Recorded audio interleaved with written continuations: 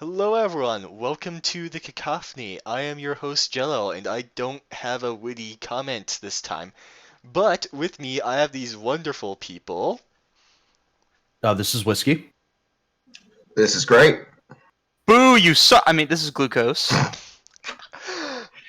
And we're going over RWBY Volume 7, Episode 10.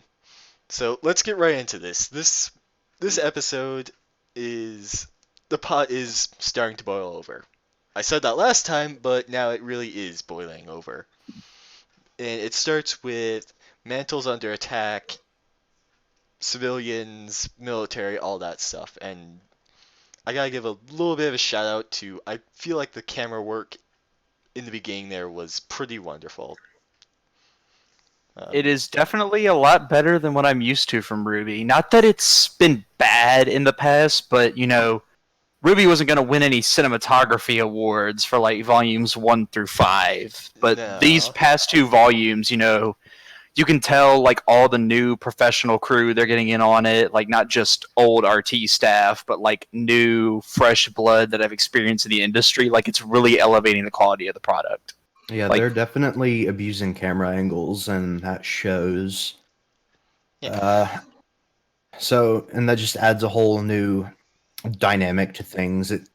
The opening sequence, it shows, how large Mantle is compared to the Grimm and the people, and it kind of puts a whole sense of scale on things, like you were. Mm-hmm. Yeah, I really loved how it's just flying around there for a minute. Sometimes it can be a little excessive, though. I'll give it that. This episode, the opening shot, I think it was the opening shot, but it was some shot this episode just had a lot of rotation. And I was just like, ugh. Yeah, that could have been the one that I'm talking about. Personally, Yeah. I kind of Yes, liked she's it. watching the opening shot right now, and there is a lot of rotation there, so I feel where you're coming from with that. But I mean, hey, oh my god, that is a lot of rotation. Holy cow. It's a rookie thing, and RT, as much as people, either hate the show or love it, RT is really new to the big professional scale of things, so I can understand these kind of mistakes from them. I don't really hold it against them like I would, if this was, Hanna-Barbera or some other big animation company, something like that. Well, it also shows, that sense of chaos that's swirling around kind of helps convey that sense of chaos. Yeah, but sometimes it can be excessive. That's true. Greatness, go ahead. Oh, I was just about to say that.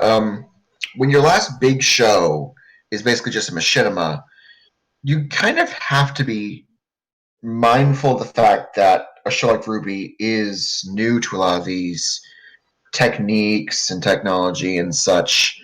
It's kind of understandable they go a bit excessive to start. I call it art major syndrome, where they're learning all this new stuff and they're just going ham with it. Yeah, that is a thing. I'll give you that. Yeah, I agree. The show in particular that I'm talking about, that's definitely a new thing with the flying camera through the city. Yeah, no, we definitely haven't seen that before, but then again, we also haven't.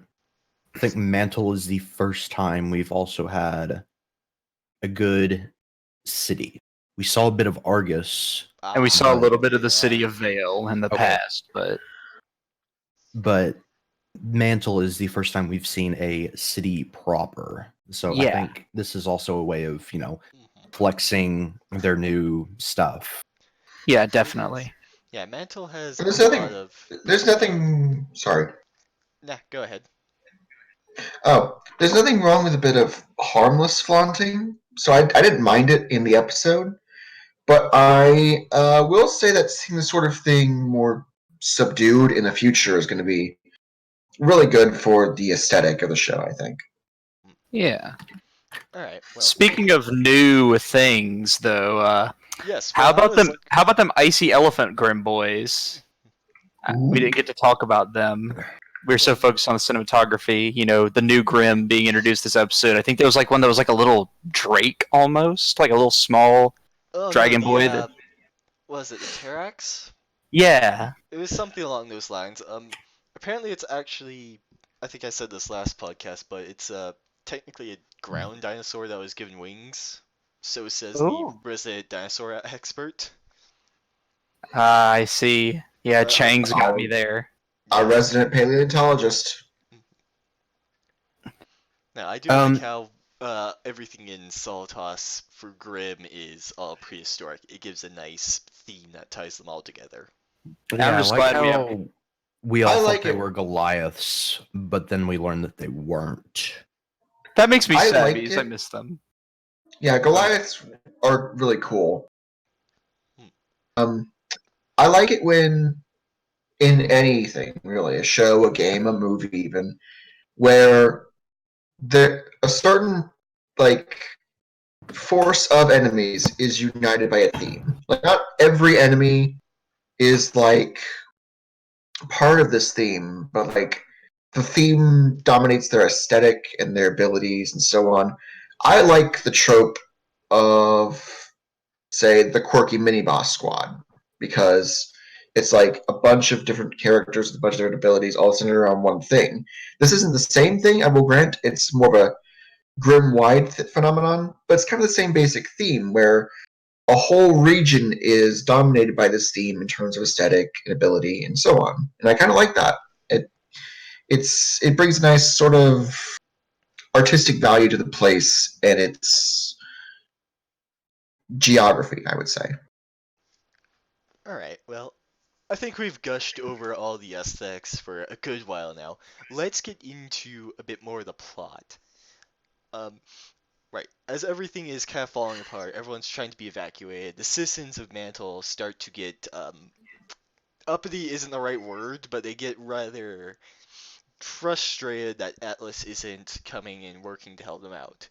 And in this moment, it's Jimmy that comes through with revealing Salem using Robin as a truth detector, which, by the way, this is definitely why she has that semblance. This is the Lie one detector. reason. Yes. This is the entire reason she has that semblance. Yeah. Okay. I was For this one wondering scene. how they would reveal this and get everyone to believe it. I can't Okay. believe it didn't come to me. I have to say it. Every podcast episode I've been on this volume, I've been obligated to say it. It's in my contract. Iron Daddy did nothing wrong. Yes, I love this All right. scene. Okay. That's debatable. It makes me happy too that there was so much potential to really botch these two characters. And I know a lot of people that are a little more critical of the show. They were saying, "Oh, Ironwood's going to be portrayed as this evil, insensible fascist, or Robin is going to be portrayed as this, egotistical Che Guevara type egomaniac." And they've really handled the nuances of these two characters and like tied up their little twin parallel developments really well with this episode. Hmm. It's really fitting into the theme because a lot of people are comparing this volume to volume 3 because of like the structure of it, how it's going. Right. And this is part of that is where volume 3 was focused on, Cinder and by extension Salem's efforts to divide people. This episode has been focused on Team RWBY and the people around them trying to unite people. Hmm. Right. So on that topic of Ironwood, when I first saw him in all the way back in episode 1, when we first flew into Atlas, my initial impression of him was wrapped in American flags. Like, because it seemed like he was just so lost up in this blind patriotism of Atlas over Mantle. And then we finally get to see his side of the story. And, that's when I'm in that whole Iron Daddy, Ironwood camp. Hmm. But I'm so glad, like, everyone was so worried. Everyone is still worried that Ironwood's got these malintentions and he's going to end. At this point, I feel that's kind of ridiculous. But he's actually on the best interests and he's only looking out for himself. And I don't know where people are coming from with that. But I'm so glad that Ironwood has not turned out to be that character and that he's just, has been someone we can all stand. I really appreciate just the complexity of Robin and Ironwood's dynamic throughout this whole volume. Like, neither of them are portrayed as strawmen for their points or against their points. They both have their own agenda, their own side of the equation, their own goals. But neither one is strictly portrayed as the bad guy, even if what they do to achieve those goals sometimes dips into the morally gray. Like Ironwood taking supplies from Mantle, and Robin, back. yeah, taking them back by Robin robbed her supplies force. bags. Robin robbed the supplies and took them up the hill, I might say. Okay, you two, I'm gonna have to stop this right here, right now. Are you gonna punish me? Jelo, can we move on, please? I will if you continue. No, I'm not saying you need to. I'm saying you must do so now. Right, so this scene is, I really like this. It's another continuation of what we had last episode of our heroes being the proactive ones, moving things forward, and being a step ahead of the villains for once. And that just feels so good because in media, so much of the time, your heroes are playing catch up and you have to be, oh no, because I'm the reader, I know the villains are gonna do all these bad things, and our heroes don't, and I can't watch that. But now, the tables have turned. Okay, and to add on to that point, this is another thing that I've had my fingers on the pulse of the critics and quote unquote critics this entire volume, especially like just trying to get new opinion stuff. It's not just that the heroes are in a good position, it's that the villains don't look like idiots. It's not because oh, the villains, I would say that a lot of people, regardless of whether it has merit or not, there are arguments on both sides. People were like, oh, volume 5, Cinder just took the idiot ball with both hands, But this episode, like, it's not been that Watts and Tyrion are stupid. Oh yeah. It's been that the heroes are genuinely more competent than they were around the time of the Battle of Beacon, and that's reflected in all their handling of the situation. And that's from Ironwood all the way down to Team RWBY and what's left of Juniper. Everybody has learned, and they're showing what they've learned. It makes for a good story. All right, hang on. You're saying that Cinder wasn't an idiot in Volume 5, right? No, I said that people argue she was. Whiskey, don't get started, man. I know how you feel. Don't do it.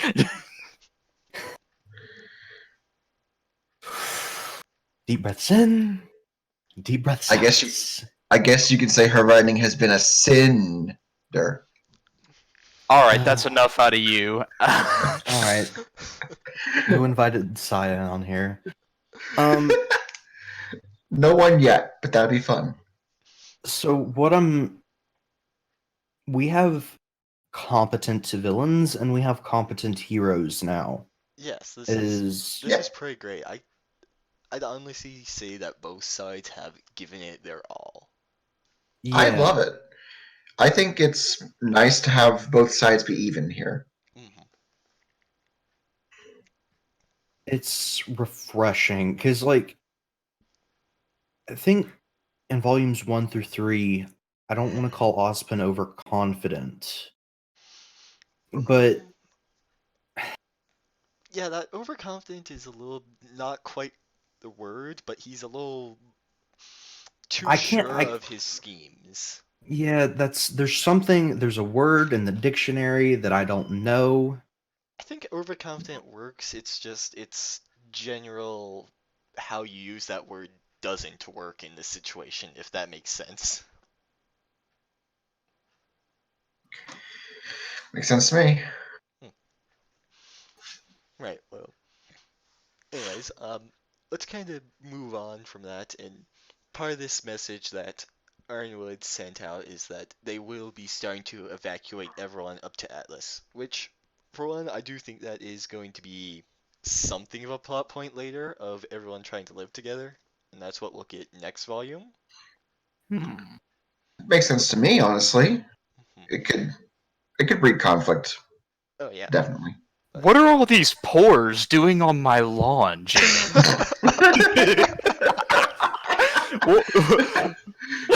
Shock's just in a prison cell, and he's watching these poor people walking across the jail. He's getting angry because only the rich people are supposed to spit in his direction. God. Right. So during this, Ruby and Penny have a pretty great moment. I mean, there's a bunch of fighting all over the place. You can see Nora smashing some Grim, Elm just throwing Goliaths and using this OP rocket launcher. But the really interesting one is Ruby and Penny against this Mega Goliath. This ancient something. Let's just go with Grim for now. This big, beautiful boy. Hmm.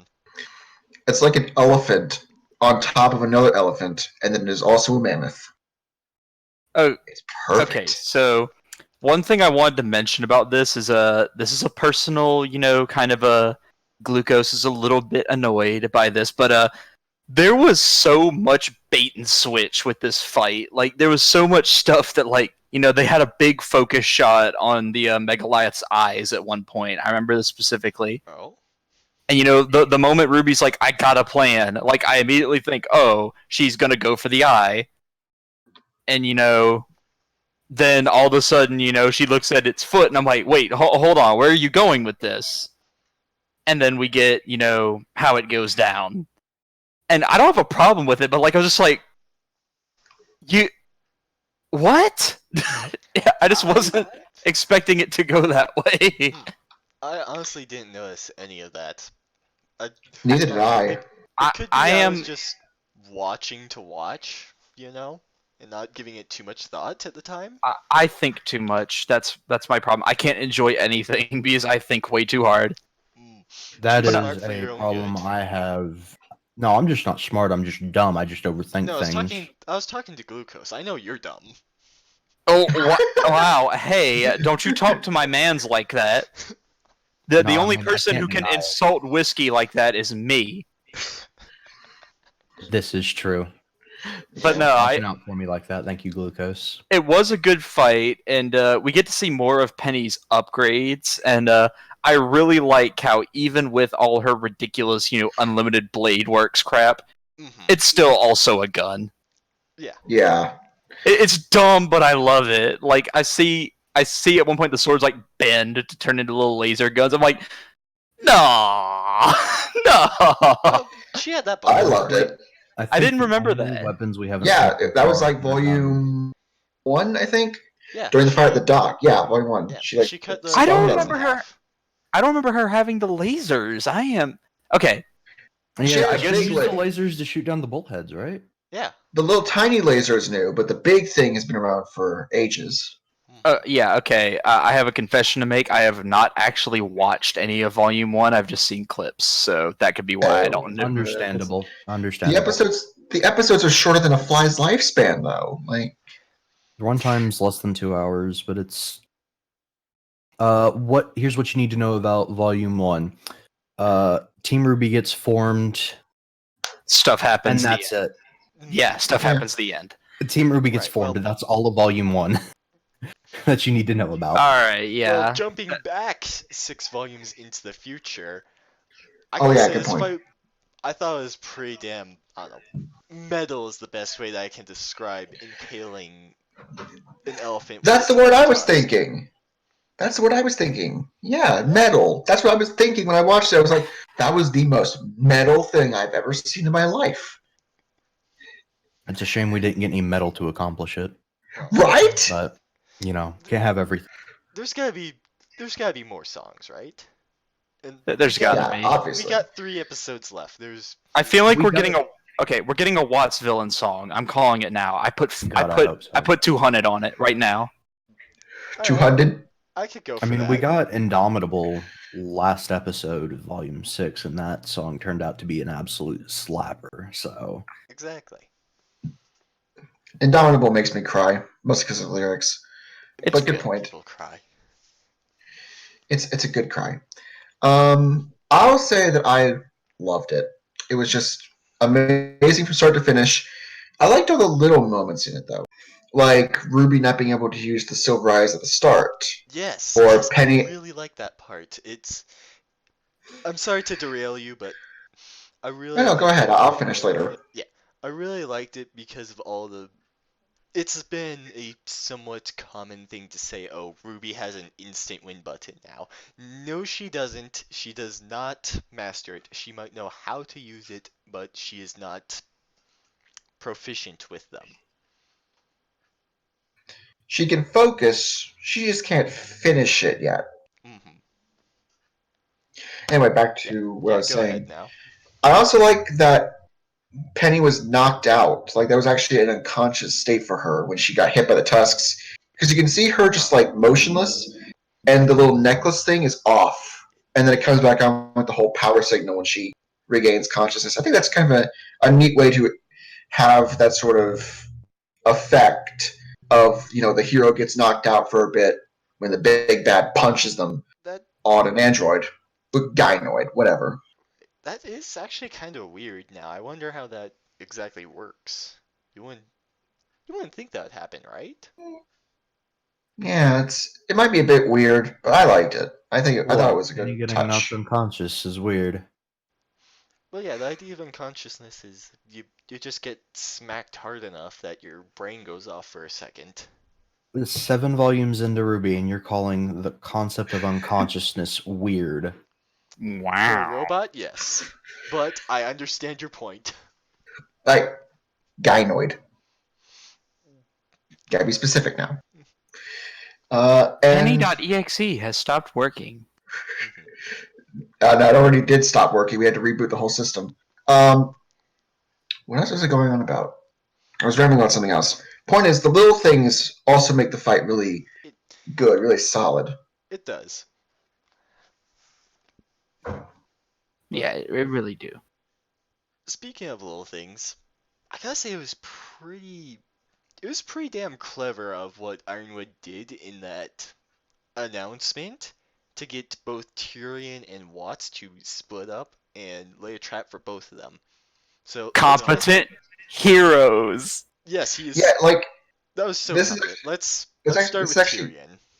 okay. Yeah, let's start with Tyrion. I'll get to Watts later.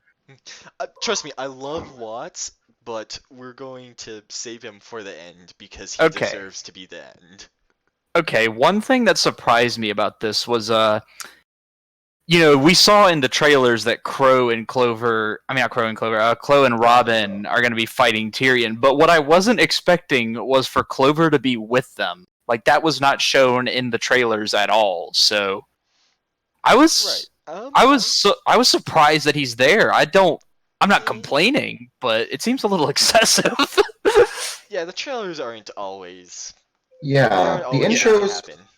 I are know, but not one to it felt one. like it felt unusually prophetic. Like it felt more like what you'd expect from a movie trailer in my mind. Like Uh, it felt like they spent too much time on this not to have it actually show up.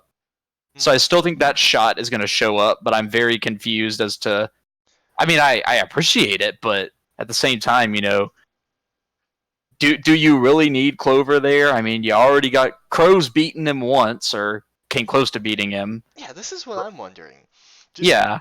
what how is Tyrion expected to fight against these people? No such kill as overkill. Mm. I Just mean, making absolutely sure. I mean, again, props to Ironwood for getting both Crow and Clover to look over Robin and getting Tyrion to actually follow her just by saying, "Oh, I'm I'm the protector, the hero of Mantle, so I'll be over in this sector here. Come and get me, wink wink." Got him. Got him. Yeah, but I'm just she wondering pressed the kill. story-wise how this is gonna play out. I Those 3 are going to win, I'll tell you that much. You got a good luck charm combined with a bad luck charm, and then whatever the heck Robin is supposed to be. okay. She's I a love her truth luck weapon. charm. I love her weapon Right? so much. It's a bird. Her weapon is just a bird. It's a bird saw crossbow. I love it. Yes, it's amazing. I love it so much. And then you got the fishing line, and then you got arguably That one of fishing. best weapons in the show as Harbinger. Okay. Well, how about this? What if Clover is the traitor? Wouldn't this be the perhaps best time for this? No, not at all. No. From a- Actually, Story-wise, wouldn't this be the best time for this? Yes. yeah. Narratively, yeah. I don't Tactically, think, this would be a horrible time. You've I don't got them think all he at their high is points. a Crush their traitor. spirits again. But if he is a traitor, now would be the time to say it. Hmm. I get that idea too, but I don't buy into the theory that any one of the Aesops is a traitor. But if any one of them is, it's likely to be Clover. And if it is Clover, this now is the time to say it. So that's my thing. well, the problem that I've started to have with it is there's been no foreshadowing for it. There's been That's no not always a bad foreshadowing, thing. and there's been no evidence for a spy because if Yeah. I mean, Now- you've Yeah, got- like they wouldn't have. Chances are Salem approaches her spies or agents or whatever. So, or she sends some sort of contact to see her or whatever. So it may be that, those Aesops haven't had contact with Salem, but are, fucking horrified of Salem, and you're like, hey, join up with Salem, we won't die in her endgame. that's possible. And But I'm not saying that foreshadowing is always needed. Sometimes Yeah. it's good to just throw your audience for a fucking loop. But at the same Yeah. time, it's It would feel particularly pulled out of the ass here. And yes, it would. Unless there are some very specific moments that literally everyone in the fandom like, has sure, missed, and they're just super subtle. But I yeah, doubt that. super subtle little sprinkles, I'd be okay with. Like back, but like now, I'm not convinced they're traitors. Yeah. I'd like to see it personally because They'd it's have just to like, show scene for scene of what Clover has been doing this whole time if he was a traitor. oh, I hate that gimmick so much. Yeah, And I It's would have good. gotten away with it too if it wasn't for you meddling kids. You meddling exactly, And it nobody. wouldn't- dumb bad. exactly. It won't go over well, but it's the only way Yeah. that I can see it currently that it would make sense. It's just fucking holding our hands to show what happened. Yeah, and I that's don't think it's never gonna- a good thing. So Exactly. I think that theory is just about sunk at this point. The one time I've seen they show like scenes of the main villain. No, I've never seen a time where that's worked. The only time I've seen a thing like that where that's worked is Knights of the Old Republic at the end, and that's not the same thing at all. I've never seen this work. It would be a bad idea. Right. Yeah. All right. Well, I forgot to put this on the script, but let's go a bit off of it because we kind of have to talk about Cinder and Neo, Whiskey's favorite topic. I was going to Oh, say you yeah. forgot it, but then I was like, I don't want to hold things up. I was going to say you forgot. no, it's fine. The topic's not important. We can skip it. No, you have to get For real, Cinder is peak disaster lesbian this episode. No idea that the iconic duo were even in the area. I'd be mad if they were there to steal my spotlight too. But still, sis, There was calm a, yourself. honestly, just hearing this whole conversation about how help me, I don't even want to say her name. Fire bitch wanted to steal the fire, bitch. relic of truth from poor little farm boy.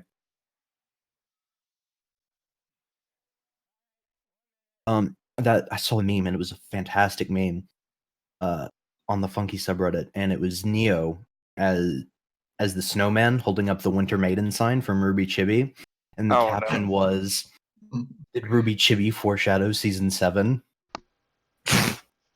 Oh no. Oh no. I think that's kind of where this is going, perhaps, because at Ice the cream moment, girl Oscar takes ice is- cream powers. Yeah, Oscar is Ice- right now at the Atlas Academy, and because we haven't seen Winter yet, I assume she is also there guarding the Winter Maiden. Yeah. I mean, this would have Yeah. been an opportune time to strike I mean, and take said Winter mean- Maiden. So, if Ice Cream Girl and Fire Bitch are going to do anything at this time, it's going to be at the time when everyone's united. So, well, and Chaos United, same thing, really. mm. United Airlines had a bit of chaos a few years ago. I don't know. That's an old meme. I'm sorry. Delta Airlines is the meme now. But no, it would be logical. We haven't seen Winter the past few episodes, so chances are she's Yeah. off, protecting. I think she was named Freya. Yeah. She was Yeah, named Freya. as. Which is an amazing name. As someone who's into like Norse mythology, naming the Winter Maiden Freya is just, I love it. I love it so much. But that's a topic for episodes before I was even here. So, whatever. Right.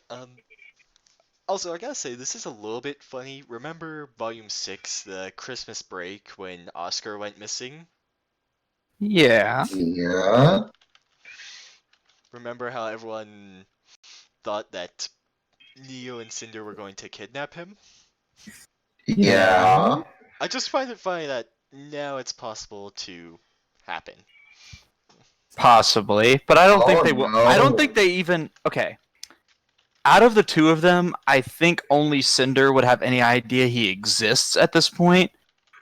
And I the think only Cindy way that called they, him Farm Boy in the episode. I seem to remember her saying Farm Boy has the relic in this scene. So, Okay, well, yeah, I didn't remember that. I haven't watched the episode since it came out, so shoot me. But I think that from what I remember, Neo is going to be going after the Maiden, and Cinder's going to be going after the Relic, or is it the other way around? No. other way I around. think- Yeah. You think Yeah. it's the That other way sounds around? more right. Yeah, Neo so- is supposed to be the one going after the maiden, the relic, and Cinder's So- going after the maiden. I think what's going to happen is because of the disguise that Neo put on. I think she's going to keep the ruby disguise and try and pull a fast one on Oscar and it not work because they just had that super awkward cute exchange. Yeah. So Oscar's Yeah. going to be like, something's not right here. No, I Yeah, saw something that was You're actually... oddly mute. Where's your voice go, Ruby? No, I saw something that was pretty funny. The idea was, next episode, Ruby walks into the room. Oscar's like, "Hey, what are you doing, Ruby?" Ruby says nothing and just walks up to kiss him. Oh my It god! just, Oh God, I can't even I remember finish. this. I remember this. I cannot This is wait him. for that shit. I remember this. She kisses him, hits his head against the wall, takes the relic, and it's Neo the whole. Mhm. Total ship switch. Ship bait switch? Ship switch bait switch. Whatever. Well, for Yeah. me, I doubt it would happen. Yeah, no. Now, as soon as that happens, you can hear the police sirens. Plot twist: Neo does not lose because of Team Ruby. She loses because she violated age of consent laws. Atlas happening, pull- honestly. She's older than she looks. She's like 24, I think, is her official age. It's like 24 We or don't have 20. an official I age. don't think she has an official age. I thought I actually. remember them saying she was like 24. That sticks I- in my head for some reason. I Ruby, think she's mid 20s too, but I official source on that. Ruby and Yeah, Juniper I- are the only ages we have ages for. And Oscar, I believe. That's Okay. it. Yeah, we don't have an official age. Damn, it sure would be something like if we had something like a companion book to tell us this kind of stuff. That would be nice, right? That would You be say that's- fantastic. I It'd be have this right in amazing. front of me, and right now I'm not seeing any numbers on age. Of course you're not. Because never- there are none. Okay, Jelo, I understand that you're the man in charge, but if you're ready, I'd like to talk about an issue near and dear to my heart. That's next up on the script, if you don't mind. Is it Oh, killing what would Cinder? that be, dear Glucose? You see, guys, a couple of times ago on the podcast, I was talking about the critically acclaimed Rooster Teeth video game Watch Dogs, and it was a great game, highly reviewed. It had a few kinks, but I'm proud to announce that we now have the sequel, Watch Dogs 2. Oh my Yes. goodness. This time with guns. Yes. Okay. Yes. This whole scene, just from the moment Watts walks onto the Amity Coliseum, you have these preconceived notions of what's going on. Because, Watts has been shown this entire time to be, this hyper competent villain. He's like, I don't think he's made a single mistake up to this point in the volume. He's just been big chillin', He has not. He has been on his game this entire volume. Like, He's he been and big- Ironwood have been He's throwing played to the punches with best of each his other. ability. Anything This that dude has been smarter than everyone else, let alone the country. Yeah. Kingdom. everyone And so, anything that goes wrong it's been out of his hands. yeah. Yeah. And so, he comes into the Coliseum, big pimpin'. Nobody's there, and all of a sudden, Arthur Watts. There's my boy Iron Daddy. He's been fucking jebaited. I love it so much. Competent heroes. I love it. That was amazing. And I Pog. love the way they subtly foreshadowed that. Because when he's making the announcement in the beginning of the chapter, they push it on his face when he says the Colosseum's done. To show that to hide the fact that he's lying through his teeth. Yes, that is the other reason. It pushes in to show not Robin's hand as well. Yeah. That's what I said, yeah. And it's very possible that, since it's likely Watts and Tyrion don't know her semblance, they wouldn't know he was lying. Chances are they do. I mean, Yeah. like Watts is the character that has got a plan B. He's got a plan B through Z. That seems like Watts's, and he seems all about information. So if he doesn't know Robin's semblance, I'd be very surprised, especially after Watts living in Yeah. Mantle and Atlas. Plus, with Robin going on screen, her hand glowing, holding Ironwood hand like it's a big deal. I'd assume her semblance is probably common knowledge to Yeah. the residents. Maybe. Yeah. I mean, I imagine to get into politics in this place, you kind of have to be open about these sorts of things. Good point. I mean, if real life politics are anything to go by, no, you really don't. I mean, I'll say yeah, this ain't real life. This ain't real life. Personally, I think I'm really excited for this fight to see both Watts and Jimmy just throw down. Neither have shown real fights. I mean, Jimmy, he fought a few robots and that Beowulf, but it's not the extent of his power. We don't know his semblance. We don't know what else his guns might have up his sleeve. We don't know what else is up his sleeve with his arm. And then there's just Watts, who we did so many, including myself, didn't even think he would be able to fight. Yeah, and then he just whips out this fucking massive monstrosity. He's like, "Oh, Jimmy, my boy. You may have 2 revolvers, but I have a revolver with 2 cylinders." It has That's 18 12 bullets shots. each. More than enough to kill everything that moves. Slapped the ground of Amity. He just went and hacked right into it. That He was, showed the arena why he's Iron Daddy. let me see. I think I can get some better bass. Hang on. Watch just went God, that hurt my ears. and hacked right into Hennessy Coliseum. That was just beautiful. I love Did the that. bass just drop? That's also what I'm really looking forward to, is seeing the environment being moved in such a manner. Like we saw some of yes. it in V3, but I felt like that was just kind of a thing. Like they didn't. None of them really used the environment to their advantage. No, they kind of did though. You know what? I'm gonna stop Yeah. talking because I'm just now that I start Okay. talking, everything's coming back to me. I think I know what you're trying to get at, though, Whiskey, is that we've had, the environment being used in fights before, but this is the first time we're, Watts has even said, he doesn't intend to go down quietly, even though he's not much of a fighter. So, He could be. At this point, I mean, he if he really he's could got like be. he's got he like a revolver inside of another revolver, yeah, so he but knows he's hear not me going down out. quietly. He has complete control of the environment right now. So I'm looking forward to seeing Ironwood have to do some fucking parkour shit to try and keep up with Watts, while Watts is constantly shifting the arena around to try and block him off or stymie him. Since, Oh, it you know looks he like... can. Like, we've never really seen the environment be an obstacle. I'm really looking forward On to this the level. animation on this. I'm really hoping this is where a lot of that has gone. Being so light Neptune's on lights irrational this fear of volume. water doesn't count. Hey, yo, where the budget at for this volume? Found it, Chief. Found it. Ironwood vs. Watts. We spent it all on this arena. Hey, We have no budget to actually pay the actor. If it works, I've been saying this whole time. If the finale lands, this will be one of, if not the best volumes RWBY has had. Absolutely, it's amazing so far. I would And say, hope the finale lands. Maybe they can use that extra budget to get Cinder a better voice actor. damn. Hey now, be nice to the Ouch. voice actors. Yeah. Thus far, this is Her shaping voice up is to... fine. It's I her disagree motivation too, against me. but Yeah, go ahead, Glucose.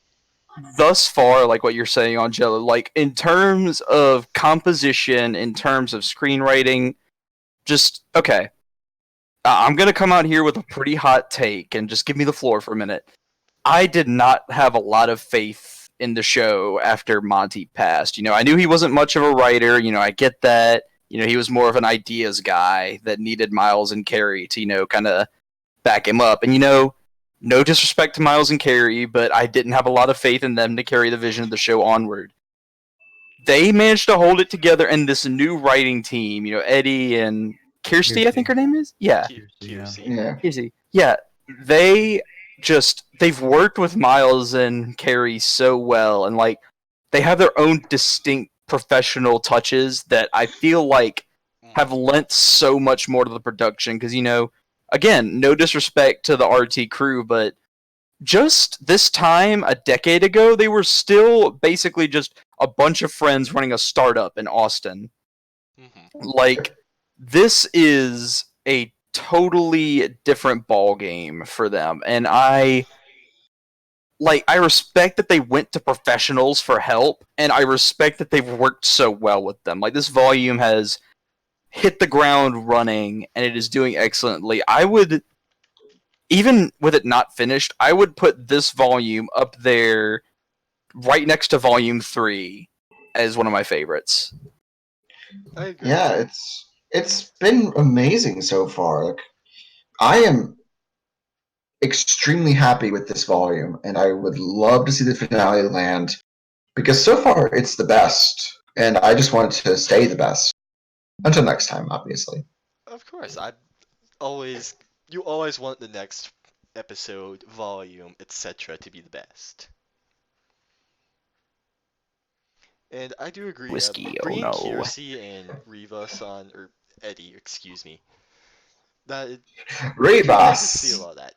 Also, I can't help but find it's cool, interesting that now that there's 4 writers, the Magic RWBY number 4, things are looking so much up. Yeah. I didn't even think of that. hmm That's actually a really good point. Yeah.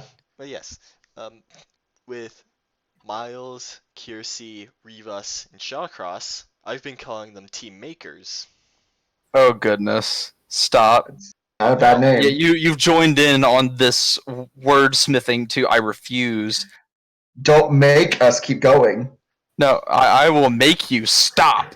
No, they are makers. It makes sense.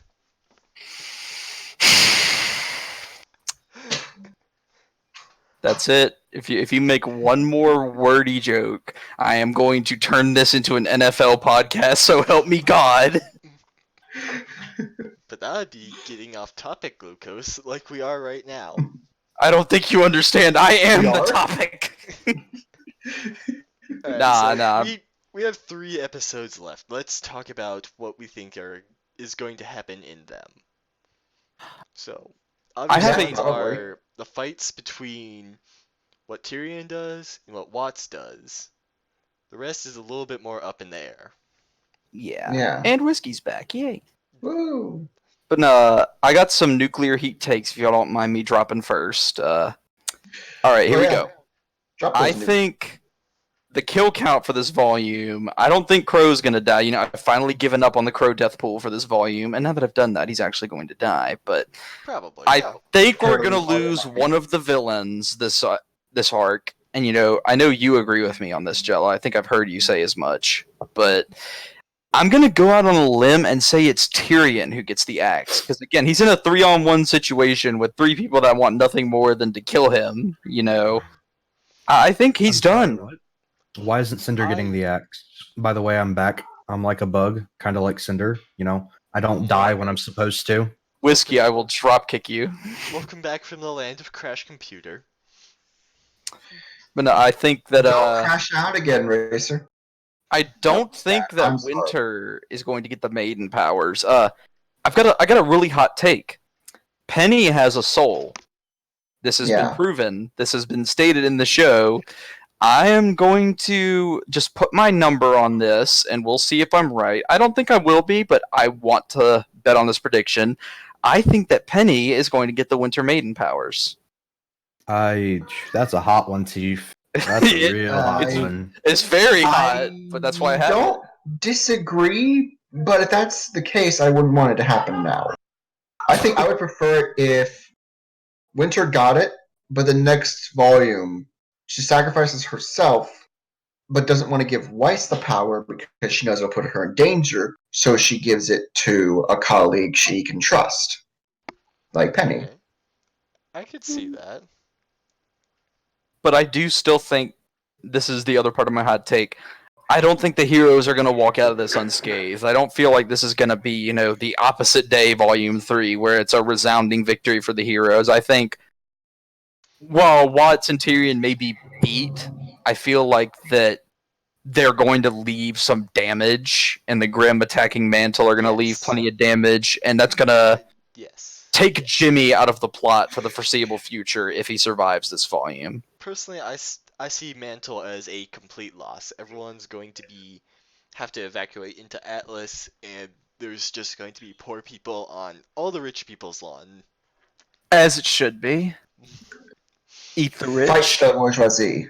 Right, and keep going with that. It's just there's going to be a lot of dealing with the interclass, interracial issues, and just them trying to live with each other. And Atlas maybe even just it might be floating around, just untethered.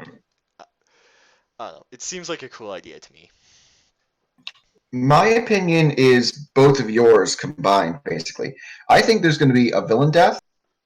It's going to be big. But I also think there's going to be a hero death. Mm-hmm. Which one? Like, I feel like that's a good win, but have something to be reeling from for next volume. Is they lost a city, they lost a friend, but they took someone out, and the rest of them are beaten.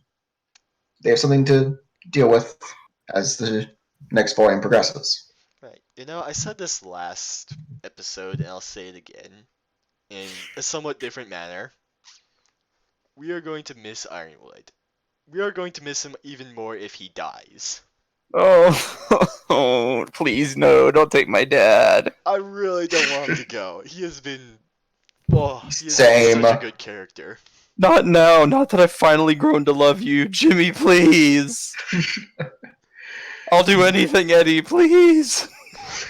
Don't take him away. I've already lost 2 father figures. What? Specifically Eddie. I don't know, I just picked one. I mean, he's pretty had a steady hand on this volume, so Both of the new ones have. Oh, yeah, they've had like Yeah. a surprising. You see them credited a lot, and it's really surprising. Yeah.